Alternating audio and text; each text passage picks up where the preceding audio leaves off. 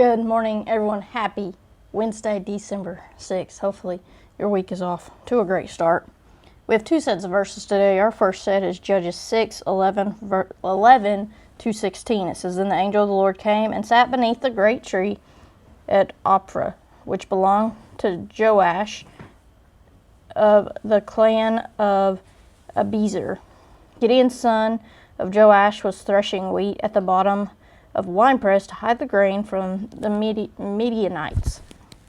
The angel of the Lord appeared to him and said, Mighty hero, the Lord is with you.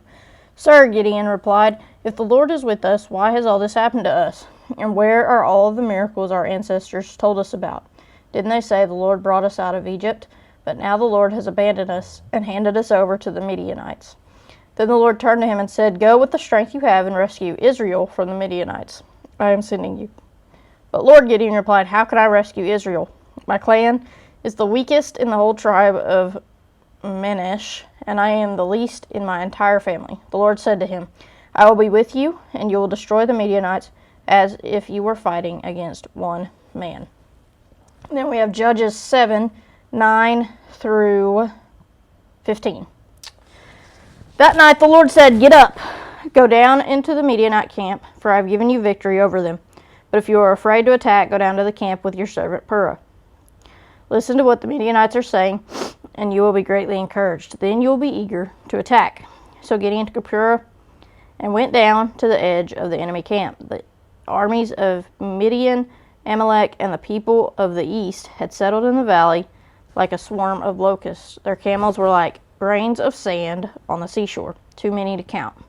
Gideon crept up just as a man was telling his companion about a dream. The man said, I had this dream, and in my dream a loaf of barley bread came tumbling down into the Midianite camp. It hit a tent, turned it over, and knocked it flat. His companion answered, Your dream can only mean one thing. God has given Gideon, son of Joash, the Israelite, victory over Midian and all its allies. When Gideon heard the dream and its interpretation, he bowed in worship before the Lord. Then he returned to the Israelite camp and shouted, Get up, for the Lord has given you victory over the Midianite hordes. God encourages.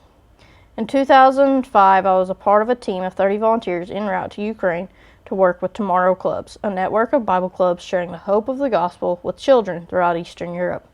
We had just arrived at Heathrow Airport in London when the flight departure screens went blank and striking airline employees walked away from their posts. We were stranded.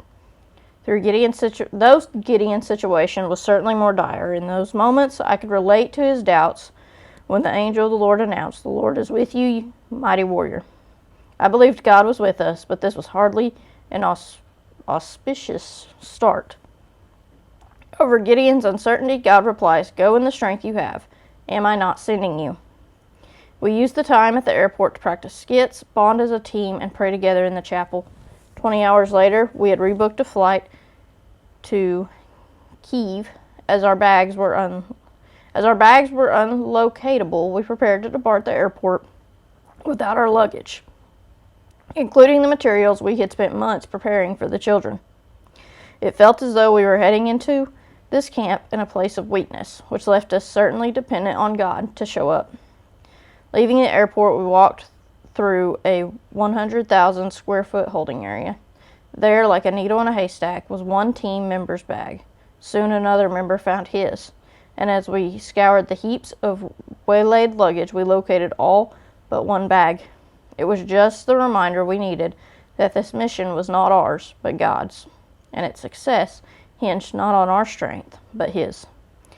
As God encouraged the Apostle Paul, we felt him say to our team, My power is made perfect in weakness.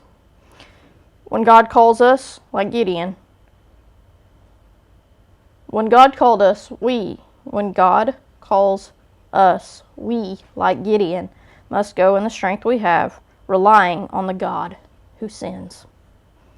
It says, Father, thank you that you use the weak and imperfect to carry out your mission.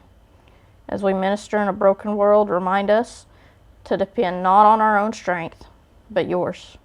Help us to obey despite our fears and inadequacies. God is